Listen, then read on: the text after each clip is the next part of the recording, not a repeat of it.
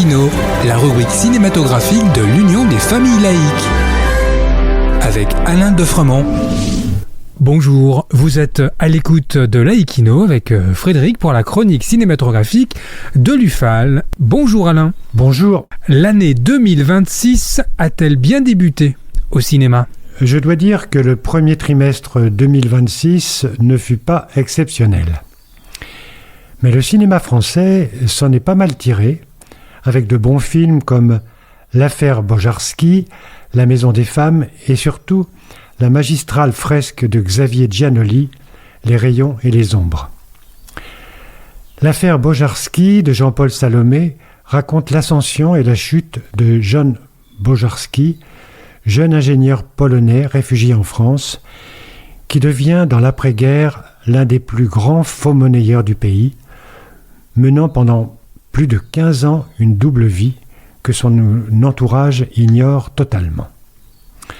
La maison des femmes de Mélissa Godet est un film fort, inspiré d'un lieu bien réel, la maison des femmes de Saint-Denis. Elle revient sur la genèse de ce projet bouleversant qui choisit de montrer des femmes non pas comme victimes, mais comme sujets de leur propre reconstruction.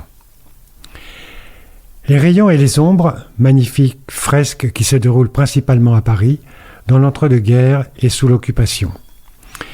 Il nous montre l'évolution de Jean Lucher, journaliste, et d'Otto Abetz, professeur de dessin, devenu ambassadeur d'Allemagne à Paris en 1940, qui a mené les deux pacifistes des années 1920 à la politique de collaboration sous l'occupation de 1940 à 1944. Une phrase prononcée par un magistrat lors de procès de Lucher m'a particulièrement marqué, et celle-ci est « Les mots des salauds arment les bras des imbéciles ». Ça me semble toujours, hélas, d'actualité.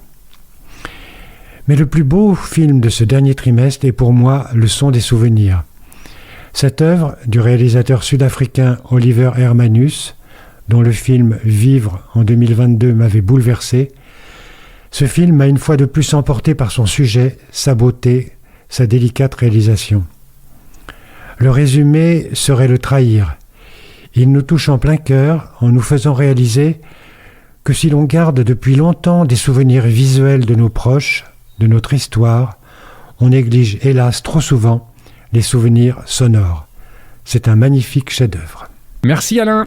En attendant de nous retrouver, n'oubliez pas notre émission en balado-diffusion sur laicidad.ufal.org ainsi que sur notre site ufal.org.